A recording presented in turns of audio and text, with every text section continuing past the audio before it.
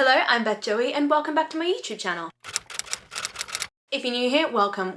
This is a channel where I paint my face, turn my camera on, and talk about some books. Welcome to week 3 of Magical Readathon and Realmathon, aka the month of readathons. That felt very like TV show host presenter moment, but anyway, welcome to the 3rd week. I hope if you are participating in these readathons and you are having an amazing time, come and let me know down below how you're going, how many points you've got for Realmathon, whether you've completed your courses for Magical Readathon, or just let me know what you're reading at the moment, if you're having a good month so far. If you're wondering about how I'm going, well, if you saw from my previous video, you'll know I'm stuck. I've essentially been stuck at this one part of the Magical Readathon quest for ages. I've read 2 books for this quest and I keep getting it wrong. So I've decided, screw it, not gonna try to read like long things. I'm going to make it so that every prompt is for a short book, so that at the very least, if I keep getting the wrong thing, it's not going to take me days and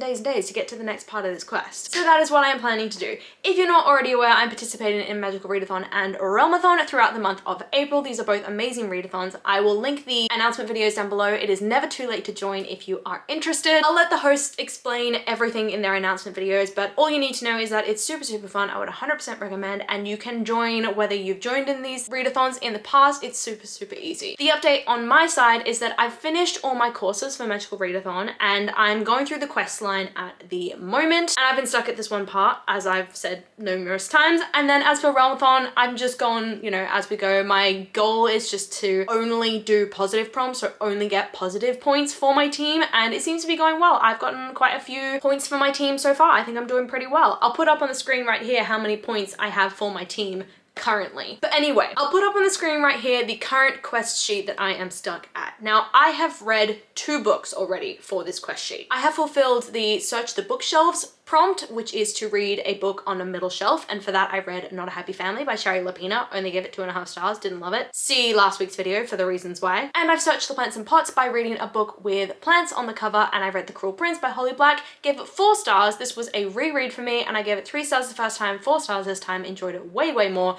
Watch last week's video for the delirium that was involved in me reading that book. But now, I am going to search something different. I'm going to search the ingredients cupboard, because it would make sense that a sort of deadly substance would go in the ingredients cupboard. It's like hiding in plain sight. And the prompt for that is to read a book with 4 words in the title. You may say this is cheating, but I 100% think this is legit. I'm going to read Lore Olympus Volume 1. Lore Olympus Volume 1. That is 4 words, so that's what I'm going to be reading next. As for what this is about, I will just read you the blurb, which says, Persephone, young goddess of spring, is new to Olympus. Her mother, Demeter, has raised her in the mortal realm, but after Persephone promises to train as a sacred virgin, she's allowed to live in the fast-moving, glamorous world of the gods. When her roommate Artemis takes her to a party, her entire life changes. She ends up meeting Hades and feels an immediate spark with the charming yet misunderstood ruler of the underworld. Now Persephone must navigate the confusing politics and relationships that rule Olympus, while also figuring out her own place and her own power. So this is a Hades and Persephone retelling. It's romantic, it's cutesy, it's lovely, and it'll be a quick read. So I'm gonna read this and update you very soon, hopefully to say that I have found the damn deathglow substance thing that I need to find.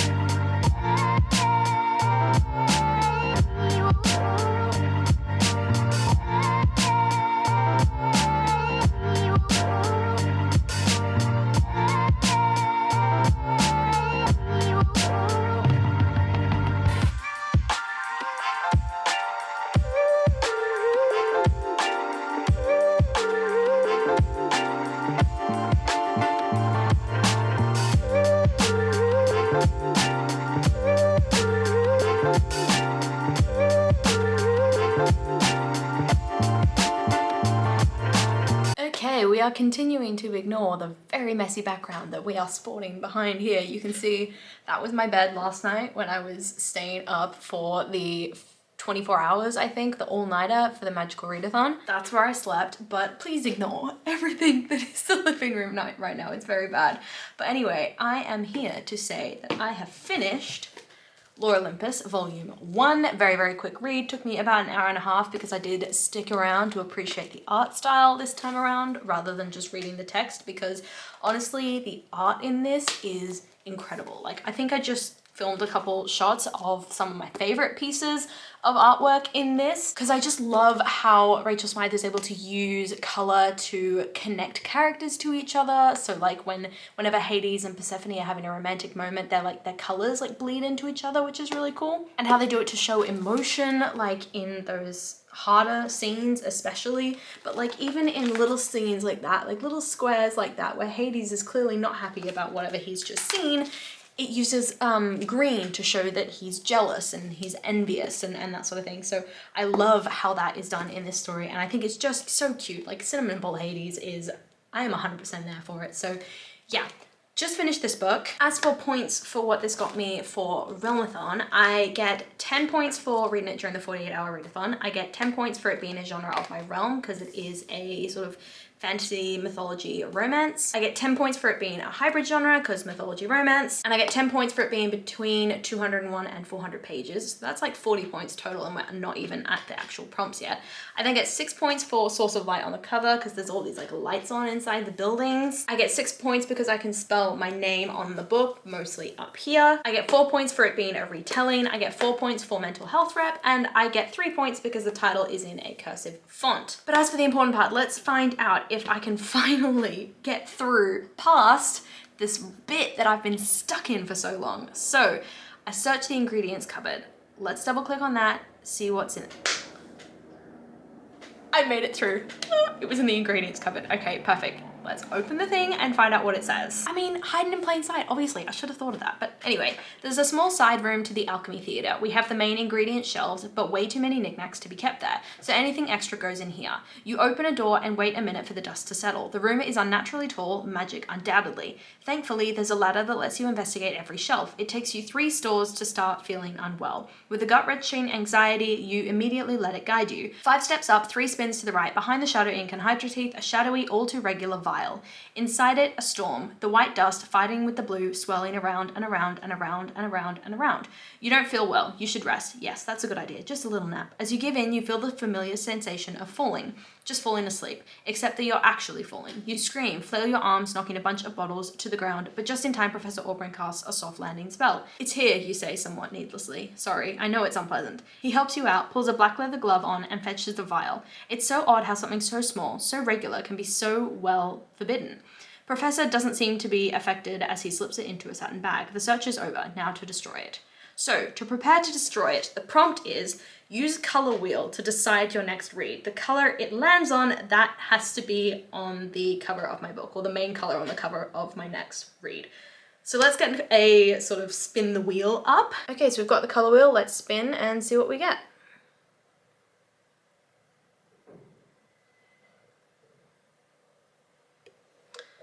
Navy. Okay, I need to find a book with a navy cover. That's gonna be challenging, I think. I don't think I own many books with navy, but I'll be right back. Let's find that book. Okay, so I've got one, and I think it counts because the cover that I've got is navy, even if the cover that most other people will have is gold, and that is This Woven Kingdom by Tahara Murphy. So as you can see, this is the beautiful Illumicrate edition of this book. The cover usually looks like this beautiful gold one, but I got the Illumicrate one, which is navy with this gold and silver pattern on it, and these like, are they flies or bees? I don't know what they are down the bottom there, but yeah, this is going to be the next book that I'm going to be reading, and I am beyond excited for it because it has been sitting on my shelves for ages and ages, and I've been staring at it and how gorgeous it is, and I haven't had a chance to read it because it's fairly intimidating in terms of size. But as for what this is about, it says, clashing empires, forbidden romance, and a long-forgotten queen destined to save her people. To all the world, Aliza is a disposable servant, not the long-lost heir to an ancient Jinn kingdom, forced to hide in plain sight. The crown prince, Cameron, has heard the prophecies foretelling the death of his king, but he could never have imagined that the servant girl with the strange eyes, the girl he can't put out of his mind, would one day soon uproot his kingdom and the world. That sounds fun, fantasy, romance, all that shebang. Totally here for it. Let's read this book.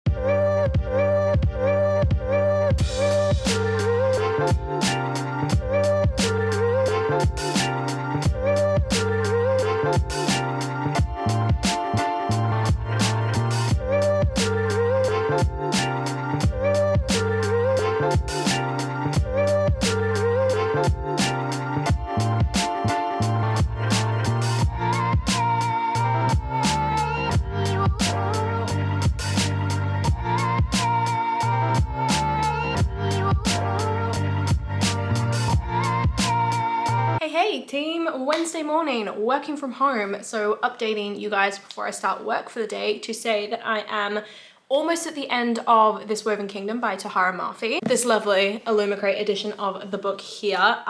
What page am I on? I'm up to page 382, and I think it's almost 500 pages in total. I'm really enjoying this. This is really, really fun and sweet and fluffy, I guess, on the romance side of things. I wouldn't say it's particularly well developed on the romance side of things. There is a lot of like pining and everything between the two main characters who are Aliza and Kamran, but they're super, super devoted and fluffy and adorable. They just had their first kiss scene and it was everything like it was supposed to be. It was magical, it was adorable, I loved it. How many times can I say adorable at the beginning of this clip? One thing I will give this book a lot of credit for is the way that it's able to sort of evoke imagery and the atmosphere and the setting and everything like that. The descriptors that it uses, whilst it doesn't spend too much time going into detail and all that sort of stuff so that you feel like you're spending more time figuring out what the world looks like than actually living in it. I think it does a really, really good balance of describing the food and the clothing and the setting and everything involved in the world that is making the sort of tension between these characters exist. It balances describing that really, really well with the actual sort of plot and everything of the story. So it's super, super atmospheric, and I really appreciate that. I don't think I've read many books that are so visual in the reading experience. I really like our main character of Aliza. I think she's a really, really interesting character to follow because she is a heroine who, unlike a lot of YA heroines, she knows exactly who she is. She knows exactly who her family is. She knows exactly what her sort of prophecy is and what her role is. The only thing with her is that she doesn't really know how to make it happen, and she doesn't really know how to live out her prophecy, and I don't think she feels like she can because she doesn't have the support in her world, in the political system, in the royal system, in her world, and she doesn't have the support of family or anything around her. It does have that typical YA stereotype of like dead or neglectful parents. In this case, the parents are dead. But I really like the fact that she knows who she is. She knows her power. She knows that she's strong. She knows that she can fight back, and she does. She just doesn't know how to put all that together and turn herself into the sort of figure that she's prophesized to be. Kamran, I think, is an interesting character. I've struggled with him a little bit because whenever we're in his POV, it's very violent. He has a lot of very sort of violent and like bullyish, I guess, tendencies. He's very, very macho man, very, very man's man, very, very big, strong guy, I will punch through things sort of character. And I think I kind of understand that because it's kind of the way he's been raised with his grandfather, very, very brutal upbringing. He's dealt with very, very brutal situations, like seeing the body of his father right after he died, not really having a mother figure in his life as far as I can tell, and growing up in an environment which is very, very prejudiced against a very specific group of people, and that's the Jinn. So I understand why he's very brutal and why he's very blunt and violent, but it is a little bit difficult to deal with at times because it does get annoying him constantly saying like, this person just said something rude to me, I want to like cave their head in. Like it seems a bit excessive, but anyway, the big bad is definitely being set up very, very clearly. At the beginning, it sounded like the person who I now think is the big bad was going to be like supportive and lovely and friendly, but now things have definitely swapped around. A lot of the characters are being revealed in a way that I didn't expect. Their alliances are being revealed in a very, very interesting way, especially like the prince's, I wouldn't say the prince's best friend, but like the prince's like assistant, or like whatever that's called, like the guy who looks after him, his friend, and the one who's been in his life all his life. He got a really, really interesting a little bit of character depth that I didn't expect, and the grandfather has definitely taken a massive turn from being sort of this loyal, protecting his grandson, devoted, just ruler into, you know, you see him from other people's perspective and the Jinn's perspective and how their experience of him is very, very different. And it's interesting to see all these characters get slowly revealed throughout the story, and even the main characters are as well. Like Eliza's definitely positioned at the beginning of the story as a bit helpless and kind of stuck in this situation that she doesn't know how to get out of, but slowly it's revealed throughout the story that she has abilities and power and strength that she's fully aware of, but she just doesn't quite know how to harness. So yeah, all in all, really, really enjoying this book. I've only got about 100 pages left, so I'm going to smash through the rest of it today and then hopefully get one more book under my belt before the end of the week. And then this weekend is going to be a ton of reading and a ton of life admin as well, because I have thoroughly gone down the rabbit hole of Wedmin, which I guess is what they call wedding admin, of just making lists upon lists upon lists of all the things that I need to organize. And my list is like 86 items long, and I guarantee you that's not even like everything noted down on that. So it's gonna be a lot of wedding admin this weekend, but interspersed with a lot of reading as well, because I'm determined to at least read 3 books this week. But Anyway, today I need to get to work because it is coming up on work time. So I'm gonna go and do that, and I will talk to you guys a bit later today. It is Wednesday afternoon and I have just finished the latest book that I've been reading, which is This Woven Kingdom by Tahara Mafi. I think I talked about it before in my previous clip, but anyway, gave this book 4 stars. I really enjoyed it. It was a lot of fun. It was a typical YA in that I did the whole disappeared / neglectful / dead parent thing, but then it was an interesting and different YA in its approach to sort of character growth and revealing different pieces of the character's power and abilities and capabilities and everything like that. So let's go through my review first, and then we'll go through the points for Realmathon and what happens next with Magical Readathon. So first, let's talk characters. This was a really likable set of characters whose motivations, ambitions, everything, strategies were revealed in this really interesting, like tantalizing way, and that it's like drip fed to you throughout the story. So it gives this impression of sort of character growth and building when it's more just the reader finding out things that the character already knows and is fully aware of, just at a really slow pace throughout the story.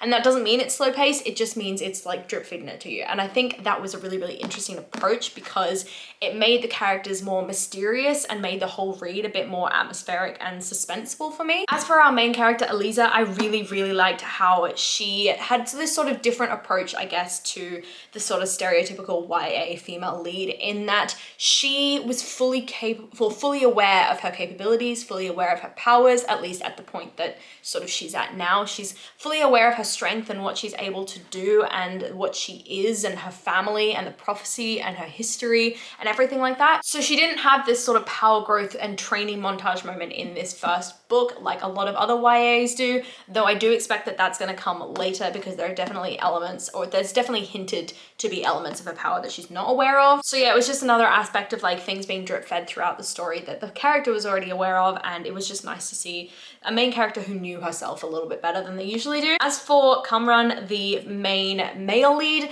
I thought he was a little bit strange in his sort of inclination to violence. Everything had a violent solution. I don't know if that's because he's just the hero in this first book and then the hero will change in later books in sort of Sarah J Maas style, but I guess I'll see when I pick up these Infinite Threads. But all in all, he was a kind of cute cinnamon bun kind of hero, though I will say that their romance wasn't really that well developed. It kind of felt a bit random, a bit out of the blue, and very rushed at one point. But all in all, the drip feeding of that information of the characters throughout the story gave this impression of this really well-rounded character growth and these character arcs that I think were really good. As for the atmosphere, it was so atmospheric because the way Tahara Mafi was able to describe clothing and food and smells and places and buildings and the city and everything was just so vivid and visual that you couldn't not be seeing it all playing out in your mind, and you could not be like falling in love with the characters. The way she was able to write in, we're skipping into writing now, the way she was able to write in like character traits and character sort of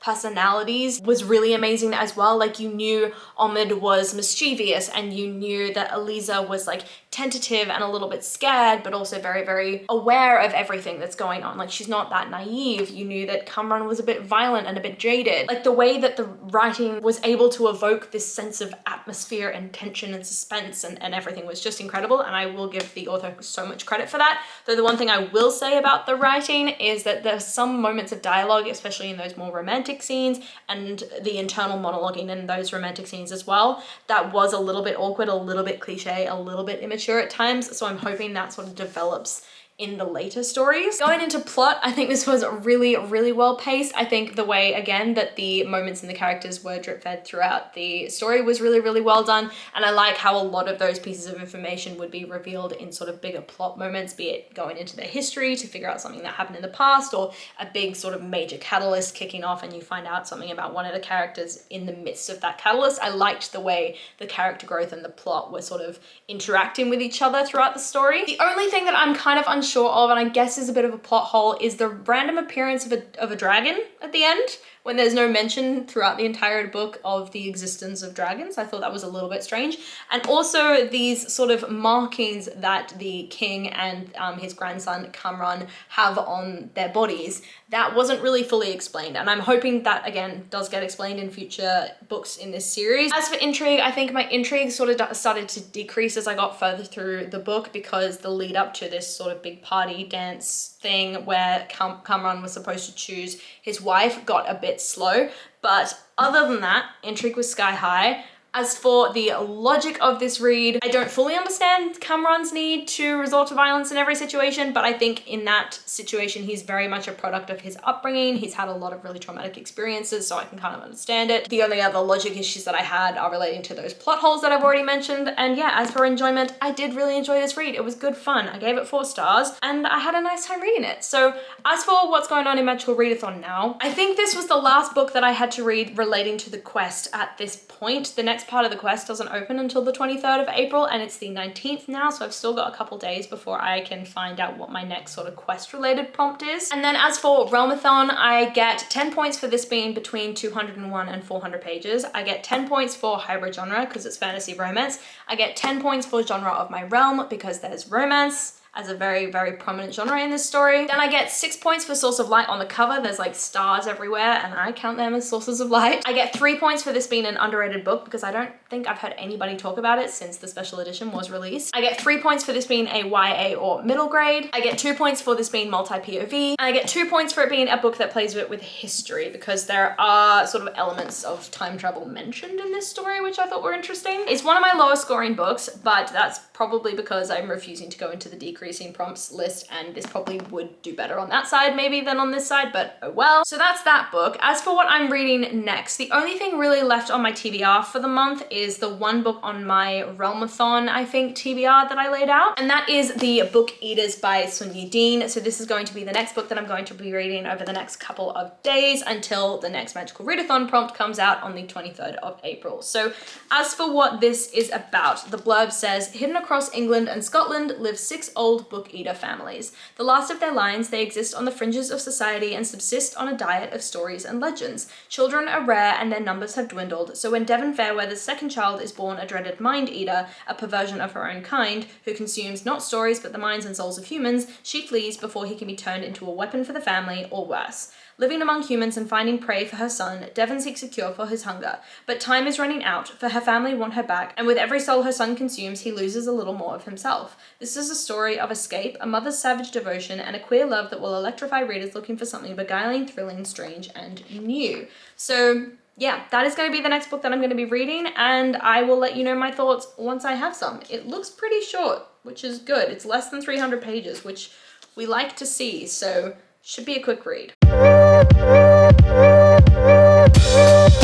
Hey, it is Saturday, which means it is the last day of week 3 of Magical Readathon and Realmathon. Apologies for the noise you can hear in the background. Ben's in the shower, the washing machine's on, the dishwasher's on, everything's running at the moment. The whole house is just whirring. I haven't been great at updating this week because I've been in a bit of a slump. I guess I haven't been reading things that are really, really interesting to me lately. And the things that I have been reading that I've enjoyed tend to be rereads at least at the moment. And that seems to be still ongoing and still very much the case with The Book Eaters by Sun Yee. I will admit I've only read 22 pages of this book, but you know when you get a feeling when you read a book that the topic of the story and the relationship you're going to examine, in this case between a mother and her son, and the sort of historical issues present in the world that they're in and the conflicts that you know are bound to happen, just aren't really your thing. That's very much the vibe that I'm getting from this book. So I think I'm gonna give it to like 50 to 100 pages maybe,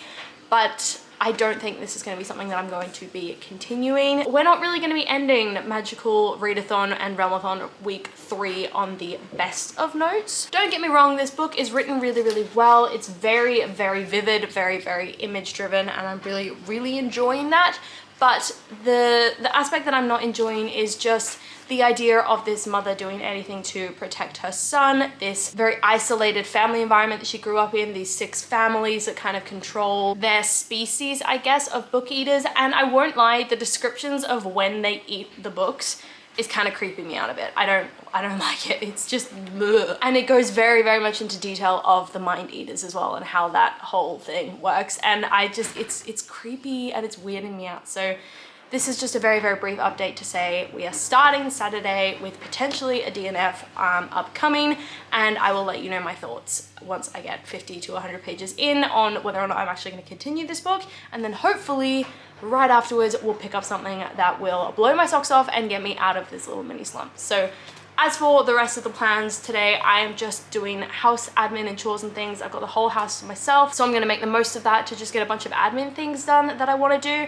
I'm also finally in the midst of a wedding planning, so finally making a move on all of that. Just realized I'm not wearing my ring. Oops, oh well, I'll put it on in a sec. So I think part of why I haven't been reading as much lately is because everything else is starting to get a little bit busy and it's hard to find the time to just sit down and read. But you guys don't need all the detail on that. So yeah, this is just gonna be a really, really chill day of actually getting some reading done because I've done next to nothing this week. So yeah, and I feel guilty about it. So I'm going to read this book and I'll let you know my thoughts in a bit. Hey, it's Editing Beth coming in with a quick update because I just realized I didn't finish the final clip to this vlog and it is now well past the time that I'm supposed to be filming it. So just coming in with a voiceover to say that I DNF'd the Book Eaters after I think 50 or 60 pages in, because honestly the issues that I was having with it just continued. I found the way that they were describing eating the books and eating the minds very creepy, very grotesque, and the language just rubbed me up the wrong way. Plus, I just wasn't interested in the family dynamics and the whole family dysfunction thing that was described and discussed in this story. I had enough of that in Not a Happy Family by Shari Lapina, so I decided to give up on this book and put it down ready for the last week of Magical Readathon and Realmathon, and hope to God that I get a few 5-star or at least 4-star reads in the next week. So that's everything from me. I hope you guys enjoyed this video. Come and chat to me in the comments down below and everything like that as usual. Let me know what you're reading at the moment, loving it, hating it, all that kind of thing. And I will see you guys very, very soon in my next video. Bye!